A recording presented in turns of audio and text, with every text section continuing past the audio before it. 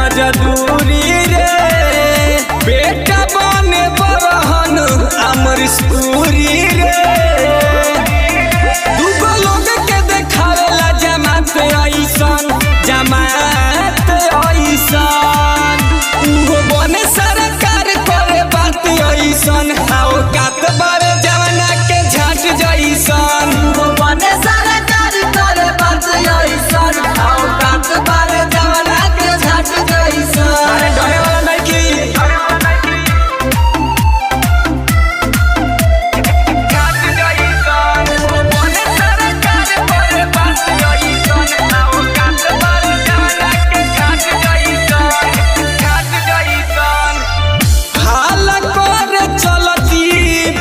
शहर में देखत थाना घूस जाला घर में अरे बाबा चाहिए भरला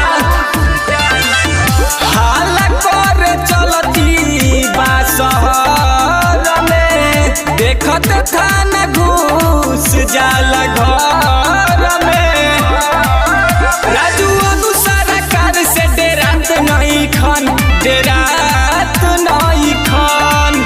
उहो बने सरकार करे बात ऐसन आओ कात बारे जवाना के झाट जैसन उहो बने सरकार करे बात ऐसन आओ कात बारे जवाना के झाट जैसन मिल को वो फुर्सत में